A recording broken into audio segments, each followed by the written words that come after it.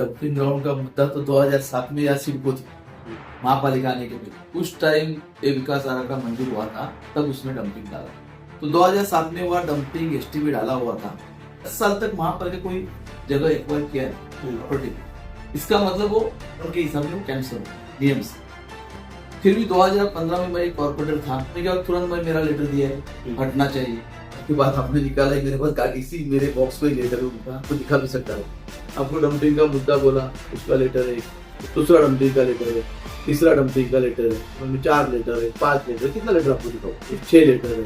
ये हर चीज कोई बोलने का बात नहीं, कोई बोलते, लेकिन उसके लिए कुछ हम लोग किया ही नहीं, हम लोग ही कर रहे सिर्फ, ऐसा रस्ते का बात नहीं। क्या है इसमें का लेटर है, कब का 14/3/2023 का लेटर। ये जो सभी आपने रोड बोला, विराट फटा नाला, सोपारा फटा, वसई फटा, वसई गांव, तिवरी फटा, वही रोड ऐसे करके 7। नमस्कार, मैं सचिन दीक्षित। वसई विरार में डंपिंग ग्राउंड का मुद्दा इन दिनों खासा चर्चा में है। जब से 41 इमारत जिस प्रकार से तोड़क कार्रवाई हुई, उसके बाद डंपिंग ग्राउंड एसटीपी का मामला तूल पकड़ते जा रहा है। वसई विरार में जहां जहां डंपिंग ग्राउंड एसटीपी के लिए आरक्षित जगह है या आरक्षित किए जा रहे हैं, उसका मुद्दा वहां के स्थानीय रहवासी पूरी तरह उठा रहे हैं। ऐसा ही मुद्दा नायगांव में सर्वे नंबर 268 पर भी उठाया जा रहा है। बताया जा रहा है कि यहां पर 2007 में जब सिडको थी, उस दरम्यान यानी नगर परिषद और आदि की उनके नगर सेवक या उस तरह का कामकाज चलता था, उस समय ही यहाँ पर डंपिंग ग्राउंड आरक्षित किया गया था, लेकिन उसे अब हटाने की मांग तेजी से चल रही है। वहीं पूर्व नगर सेवक कन्हैया भोईर, उनका कहना है कि 2017 से ही उन्होंने लगातार आवाज उठाई है, पत्र व्यवहार किया है, महानगर पालिका में बातचीत की है। नगर रचना विभाग के अधिकारी वाईएस रेड्डी ने साफ तौर पे कहा है कि जब 20 साल हो चुके हैं और लगातार उस पर कोई भी काम नहीं हुआ है, लगातार आवाज उठाई जा रही है, तो ऐसे में जो नया रचना बनेगा यानी 2027 पे जो नया डीपी प्लान बनेगा, उसमें यह डंपिंग ग्राउंड हटा दिया जाएगा। उन्होंने ये भी कहा कि 2017 हो चाहे 2025, लगभग लगातार कई सारे दर्जनों पत्र व्यवहार उन्होंने किए हैं, जिसके आधार पर रिजल्ट ये निकल रहा है कि जल्द ही ये डंपिंग ग्राउंड हट जाएगा। तमाम राजनीतिक दल इस पर अपने अपने बयान भी दे रहे हैं।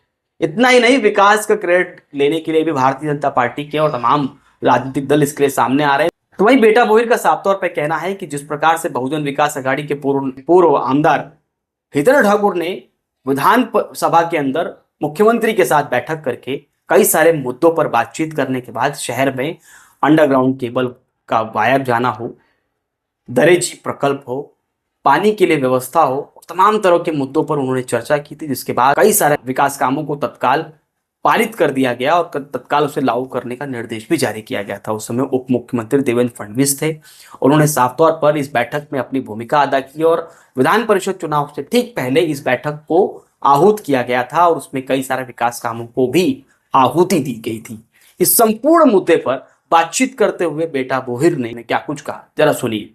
डंपिंग ग्राउंड का मुद्दा तो 2007 में या सिडको थी, महापालिका आने के पहले उस टाइम ये विकास आरा का मंजूर हुआ था, तब उसमें डंपिंग डाला था। तो 2007 में हुआ डंपिंग एसटीपी डाला हुआ था, लेकिन 10 साल तक महापालिका कोई जगह एक्वायर किया नहीं प्राइवेट प्रॉपर्टी पे। इसका मतलब वो कलम 127/1 के हिसाब में वो कैंसिल हो गया नियम से। फिर भी 2015 में मैं एक कॉर्पोरेटर था, 15 से 20 तक 5 साल में कॉर्पोरेटर था। 17 में 10 साल पूरा होने के बाद तुरंत मैं मेरा लेटर दिया है रेड्डी साहब को हटना चाहिए।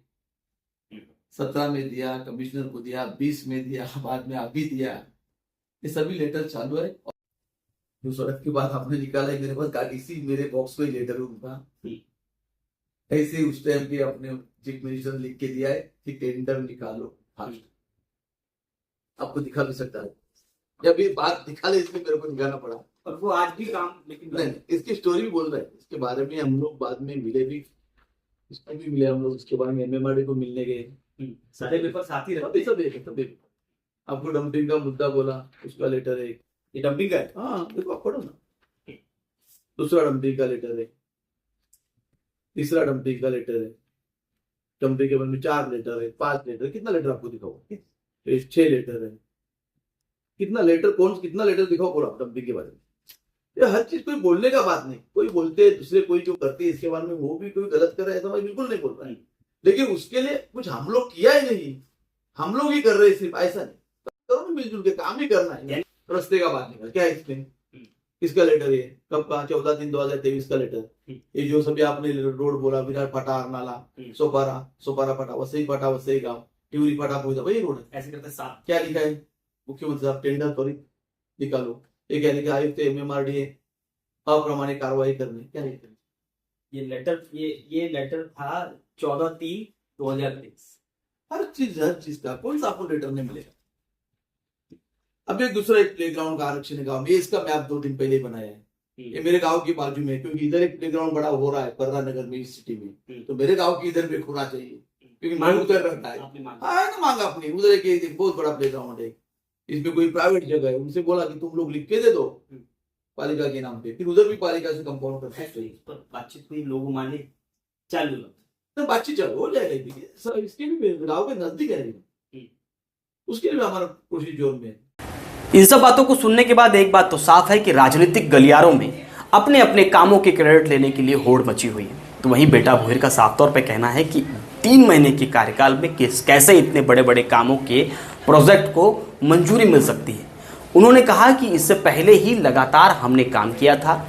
पूर्व आमदार हितेंद्र ठाकुर ने जिस प्रकार से दबाव बनाया था और उस काम की मंजूरी मिली थी, उसी काम को बस धरातल पर लाने का काम वर्तमान अगर विधायिका ठीक से करेंगी तो हो सकता है बहुत सारे विकास काम धरातल पर आ जाएं जो छोड़े गए थे, यानी जो मंजूर हो चुके थे, बस उन्हें धरातल पर लाना है। अब देखने की होगा कि संपूर्ण क्रेड वाले राजनीति में और खासकर डंपिंग ग्राउंड हटे उस मांग को लेकर आगे क्या कुछ होता है। लेकिन फिलहाल बहुजन विकास आघाड़ी की तरफ से अपना मत स्पष्ट कर दिया गया है।